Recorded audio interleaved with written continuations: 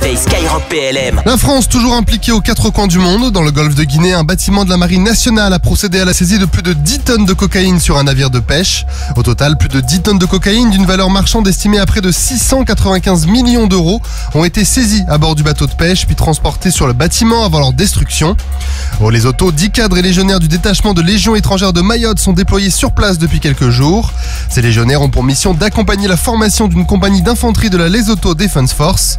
Et au Liban, un détachement du sous-groupement de maintenance adapté au théâtre de la Force Commander Reserve s'est rendu à Kafr Dunin auprès de ses homologues libanais du 5e régiment d'infanterie.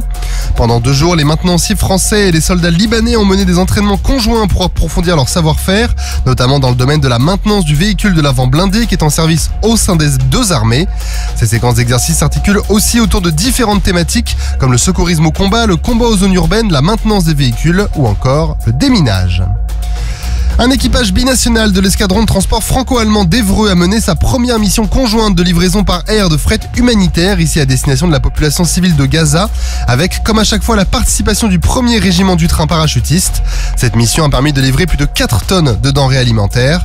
Au total, en un week-end, plus de 87 tonnes de fret ont été larguées sur Gaza par les pays partenaires, dont la France, l'Allemagne, la Jordanie, l'Égypte et les États-Unis. Au-delà de son objectif initial, cette opération conjointe a permis de mettre en pratique l'étroite collaboration entre plusieurs nations, avec plus de 1600 tonnes de fret humanitaire larguées au-dessus de Gaza en un peu plus de 3 semaines. Le patrouilleur outre-mer Auguste Benebig a participé à l'opération Rai Balang 24. Cette opération, qui est organisée par l'Agence des pêches du Forum des îles du Pacifique, avait pour objectif de surveiller pendant 10 jours les zones économiques exclusives françaises et celles de ses partenaires pour lutter contre la pêche illicite. Pendant son engagement dans cette opération, l'Auguste Benebig a également embarqué un détachement de 2 marins du Centre d'expérimentation pratique et de réception de l'aéronautique navale à Port Moresby en Papouasie-Nouvelle-Guinée. Cette collaboration a permis de finaliser la formation de 2 télépilotes de l'Auguste Benebig qui ont été formés à l'utilisation du système mini-drone aérien embarqué pour la Marine nationale. Durant cette période, 8 vols ont été effectués pour valider les compétences des télépilotes. La Direction Générale de l'Armement a réceptionné 2 Rafale biplaces sur le site de Dassault Aviation à Mérignac en Gironde. Ces avions, qui sont les premiers livrés en 2024, font partie d'un lot de 40 appareils destinés à être livrés d'ici fin 2025. Ils rejoindront d'ici peu Mont-de-Marsan pour être portés au standard F4.1.